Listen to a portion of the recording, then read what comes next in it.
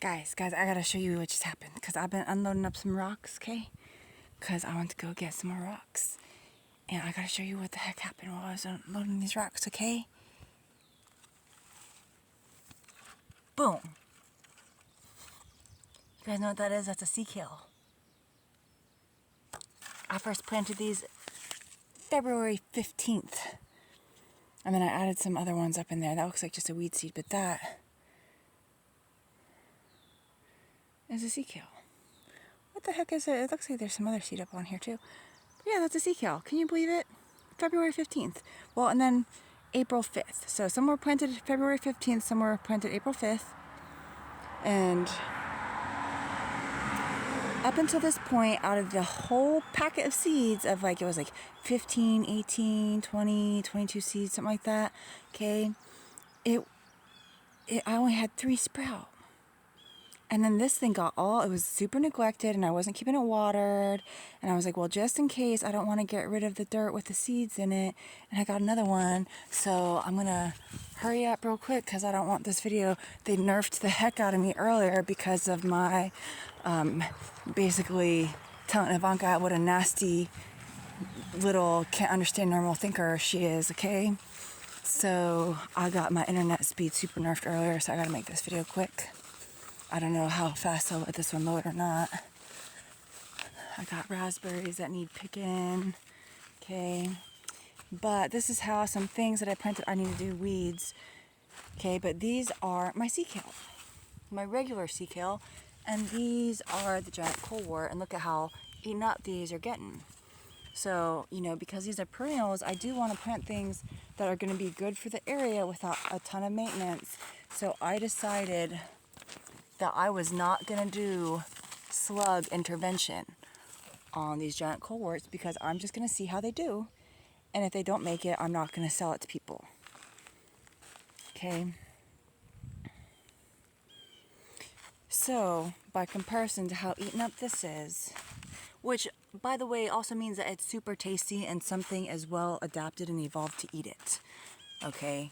Whereas these are also super tasty and crunchy, and it's being mostly left alone. So even though I had many more of the giant coleworts to plant, more of these sprouted, they were easier to sprout. The sea kales are just looking super beautiful. So we'll see. I hope that the giant coleworts manage to do okay because I do want to be able to sell those. They are also super nutritious, but again, the leaves have like, you know, I mean, they're not like a stinging nettle in that they're not gonna make your skin burn or anything, but it does have all these little, you can't see it, there you go, all these little spines on it. So it's not as good for fresh eating. You would want to saute those, whereas these are crunchy and even good for fresh eating. I haven't tried to have a bigger leaf. All I've eaten off of these is just a little leaf that broke off, and it was just crunchy and delightful. I don't know how else to put it. It was delightful. Okay.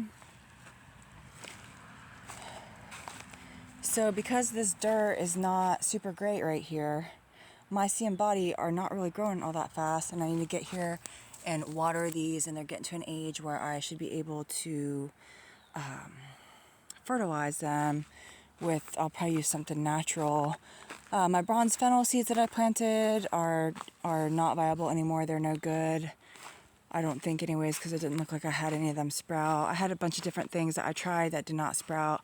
Obviously I'm getting overrun by weeds, but even what looks kind of like weeds is actually vegetables, because this is wild amaranth. Okay. And then this too, this lamb's quarter or whatever. This stuff is all edible. These are edible vegetables. So I was weeding the beans real heavy, and I was pulling out a lot of amaranth even that I should have been harvesting, but I just wanted to at least get the big stuff out from my beans. But all this tall stuff in the middle of the rows, that really, some of the really big broadleaf stuff, that's all wild amaranth, and so I need to go through and harvest it. And then I'm going to saute it and ball up the little chopped sauteed wild amaranth into little balls and like freeze it or something. Okay, but I obviously need to get on top of my weed situation. But anyways, it's been nice. I've actually been eating the, coming out and harvesting and eating the amaranth greens and sauteing them with my eggs and with my chicken and stuff like that. So it's been kind of nice. So I don't want to sacrifice my bean harvest for the sake of letting these weeds go for too long. Oh, guys. Whoop. Sorry, I know I'm being ridiculous, but I've just been having a pretty good time out here. It's been hard work, but I'm having a good time. I did a little, I mean, you can't hardly tell, but I actually did do some weeding in through here. And so these are beets, and I thinned them out a while ago. They might need some more thinning here. So I have 3 little rows of beets over there, and then these are chard, Swiss Bright Lights chard. Okay, and I'm gonna have to do some more thinning. But even like this, I think I gotta look it up because I think this is purslane and it's edible.